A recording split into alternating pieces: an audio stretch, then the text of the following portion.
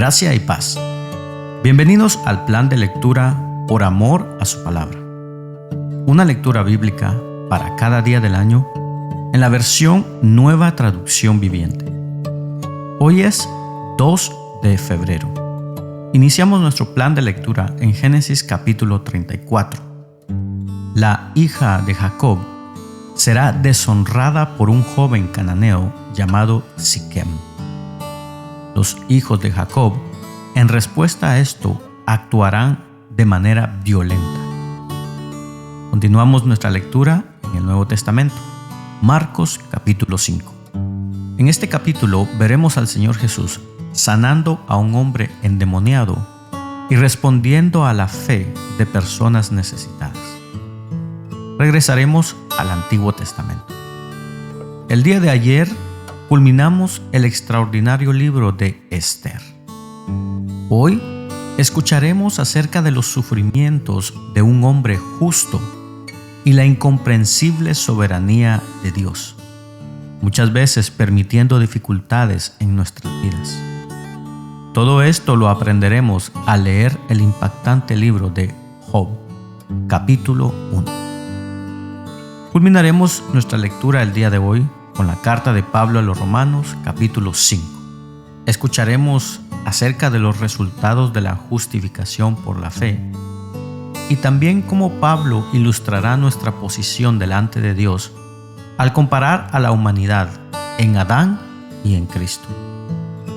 Y así damos inicio en Génesis capítulo 34. Escuchemos. Cierto día, Dina, la hija de Jacob y Lea, fue a visitar a unas jóvenes que vivían en la región. Cuando el príncipe del lugar, Siquem, hijo de Hamor, el heveo, vio a Dina, la tomó a la fuerza y la violó.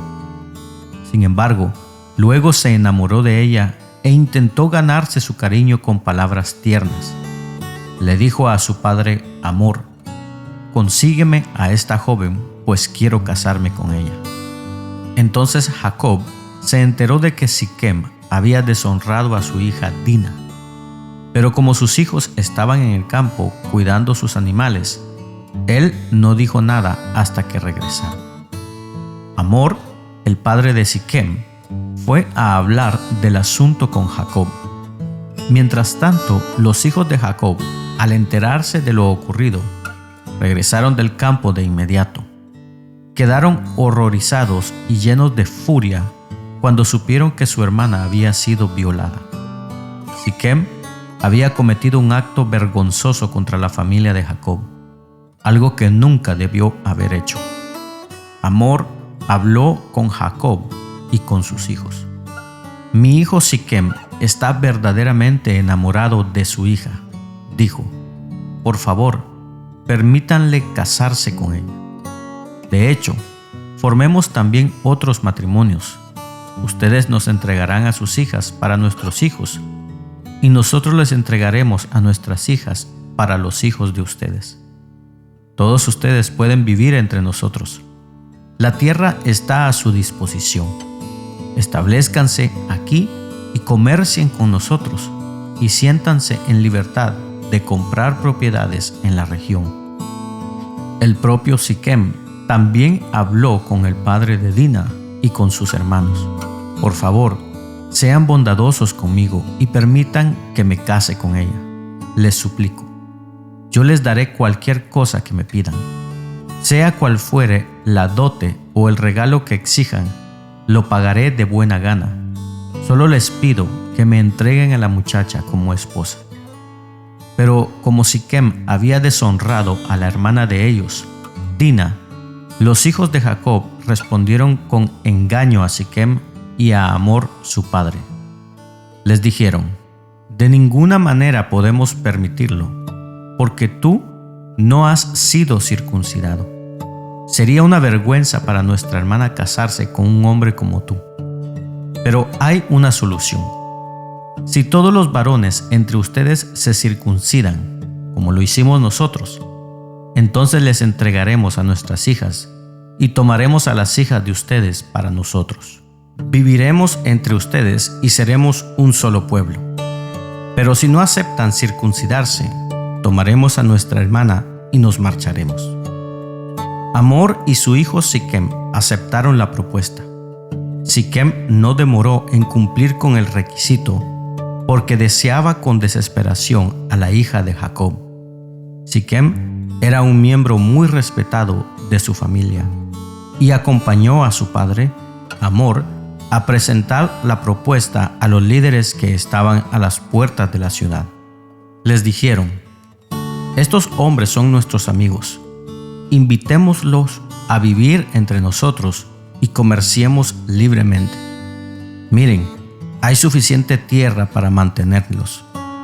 Podemos tomar a sus hijas como esposas y permitir que ellos se casen con las nuestras.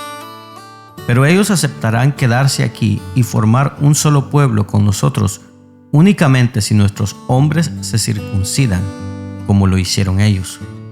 Además, si nosotros lo hacemos, todos sus animales y sus posesiones con el tiempo serán nuestros.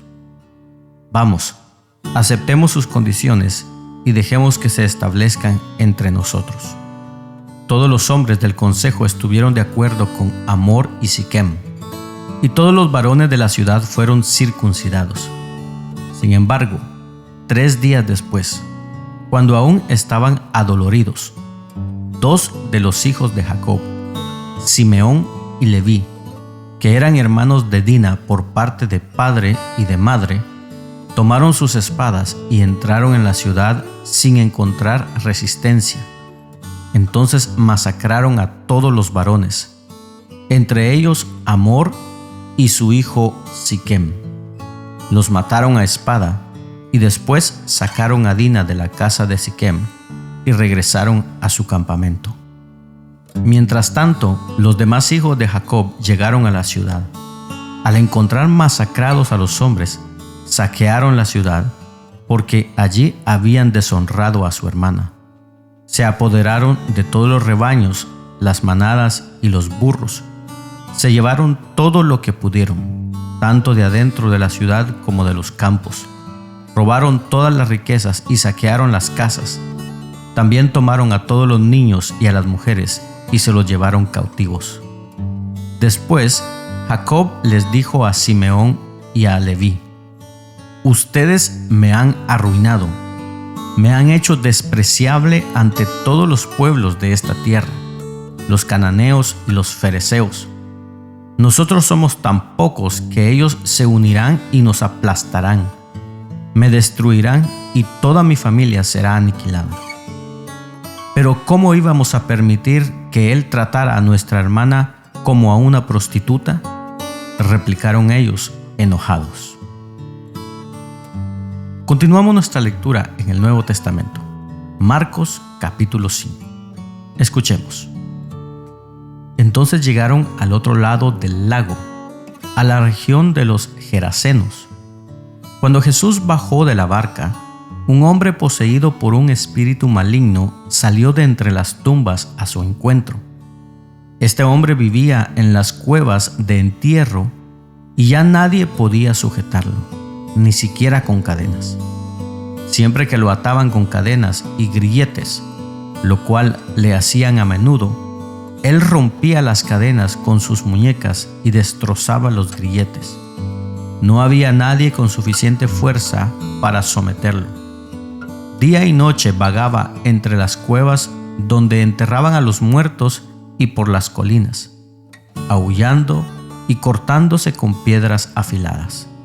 Cuando Jesús todavía estaba a cierta distancia, el hombre lo vio, corrió a su encuentro y se inclinó delante de él.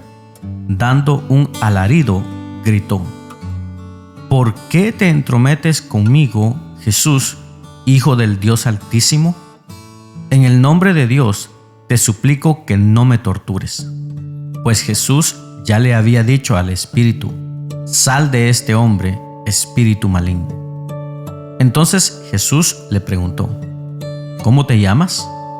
Y él contestó: me llamo Legión, porque somos muchos los que estamos dentro de este hombre. Entonces los espíritus malignos le suplicaron una y otra vez que no los enviara a un lugar lejano. Sucedió que había una gran manada de cerdos alimentándose en una ladera cercana.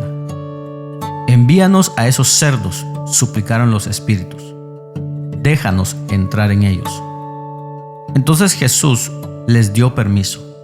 Los espíritus malignos salieron del hombre y entraron en los cerdos. Y toda la manada de unos 2000 cerdos se lanzó al lago por el precipicio y se ahogó en el agua. Los hombres que cuidaban los cerdos huyeron a la ciudad cercana y sus alrededores, difundiendo la noticia mientras corrían. La gente salió corriendo para ver lo que había pasado. Pronto una multitud se juntó alrededor de Jesús y todos vieron al hombre que había estado poseído por la legión de demonios. Se encontraba sentado allí, completamente vestido y en su sano juicio, y todos tuvieron miedo. Entonces los que habían visto lo sucedido les contaron a los otros lo que había ocurrido con el hombre poseído por los demonios y con los cerdos. Y la multitud comenzó a rogarle a Jesús que se fuera y los dejara en paz. Mientras Jesús entraba en la barca, el hombre que había estado poseído por los demonios le suplicaba que le permitiera acompañarlo. Pero Jesús le dijo: «No, ve a tu casa y a tu familia y diles todo lo que el Señor ha hecho por ti y lo misericordioso que ha sido contigo». Así que el hombre salió a visitar las 10 ciudades de esa región y comenzó a proclamar las grandes cosas que Jesús había hecho por él. Y todos quedaban asombrados de lo que les decía. Jesús entró de nuevo en la barca y regresó al otro lado del lago, donde una gran multitud se juntó alrededor de él en la orilla. Entonces llegó uno de los líderes de la sinagoga local, llamado Jairo.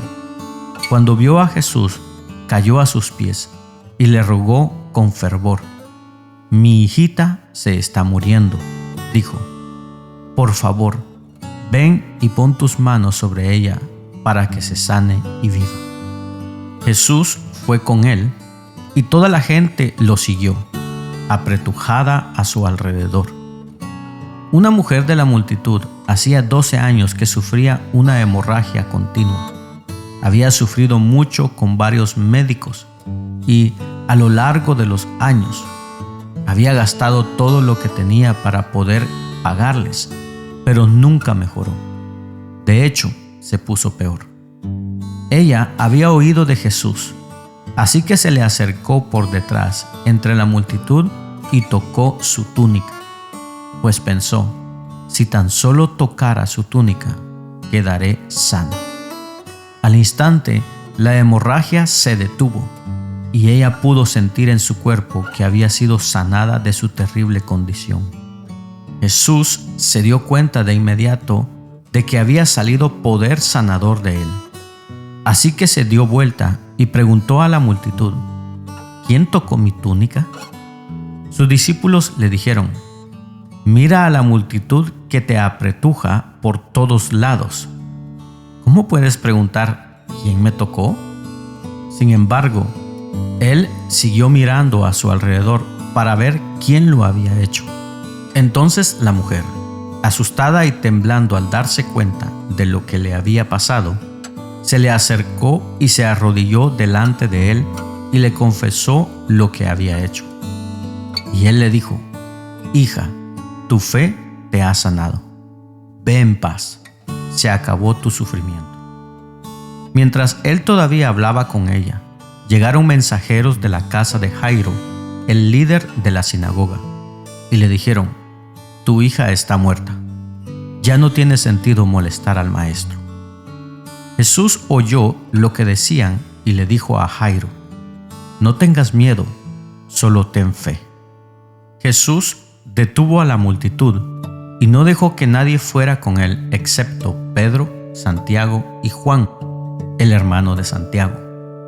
Cuando llegaron a la casa del líder de la sinagoga, Jesús vio el alboroto y que había muchos llantos y lamentos.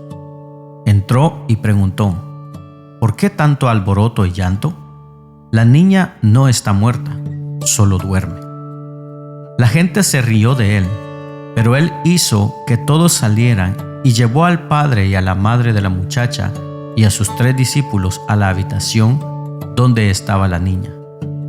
La tomó de la mano y le dijo: Talita cum, que significa: niña, levántate.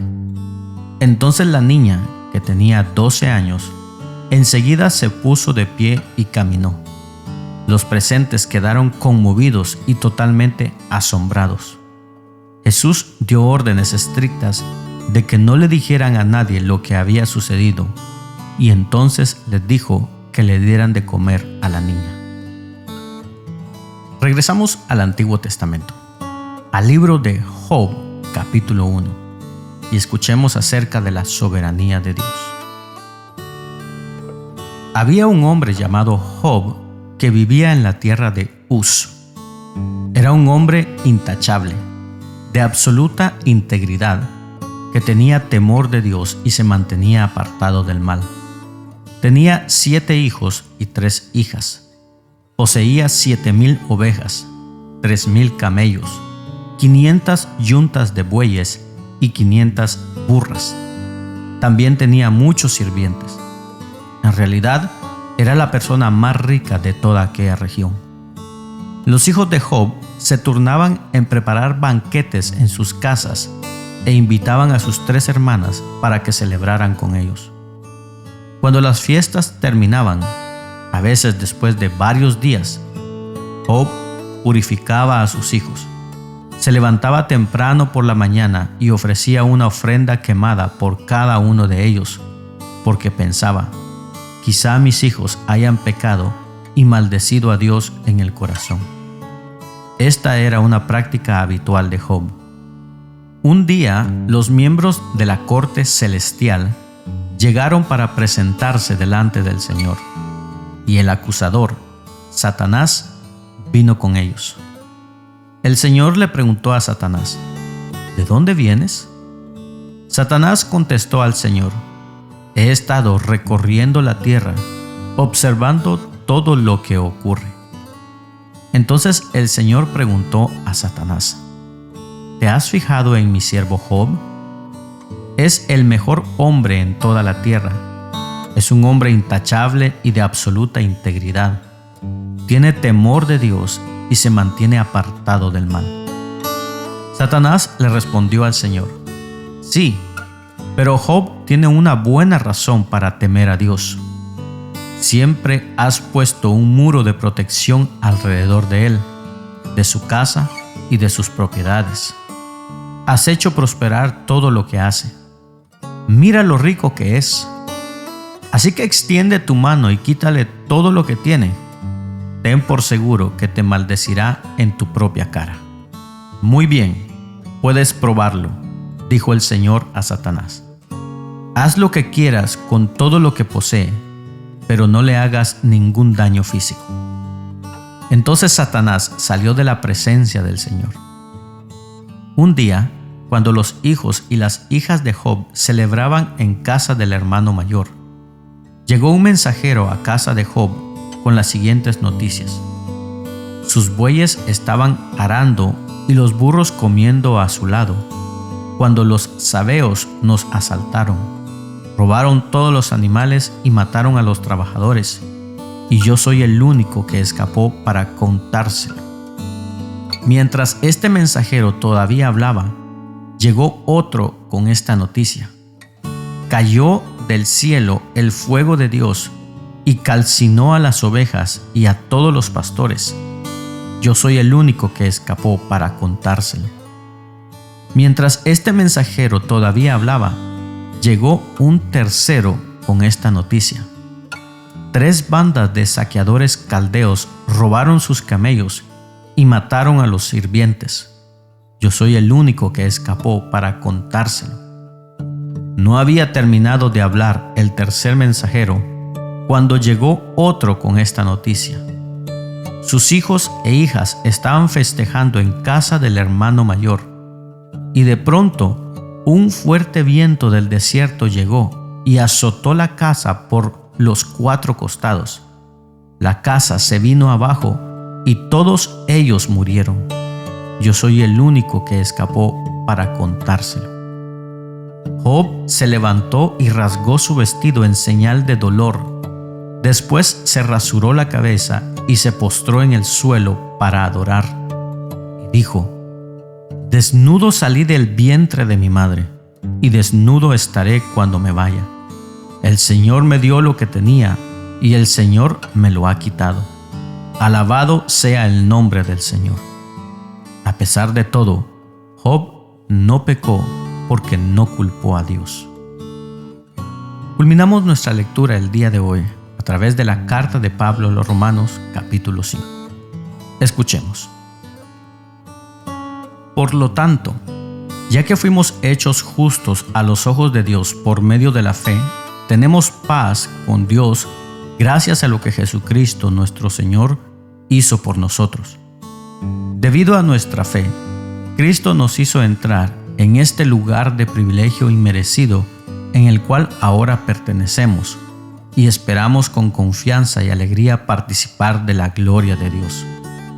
También nos alegramos al enfrentar pruebas y dificultades porque sabemos que nos ayudan a desarrollar resistencia, y la resistencia desarrolla firmeza de carácter, y el carácter fortalece nuestra esperanza segura de salvación, y esa esperanza no acabará en desilusión, pues sabemos con cuánta ternura nos ama Dios, porque nos ha dado el Espíritu Santo para llenar nuestro corazón con su amor. Cuando éramos totalmente incapaces de salvarnos, Cristo vino en el momento preciso y murió por nosotros, pecadores. Ahora bien, casi nadie se ofrecería a morir por una persona honrada, aunque tal vez alguien podría estar dispuesto a dar su vida por una persona extraordinariamente buena. Pero Dios mostró el gran amor que nos tiene al enviar a Cristo a morir por nosotros cuando todavía éramos pecadores.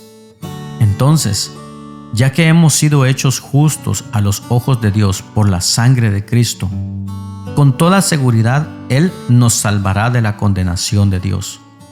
Pues, como nuestra amistad con Dios quedó restablecida por la muerte de su Hijo, cuando todavía éramos sus enemigos, con toda seguridad seremos salvos por la vida de su Hijo.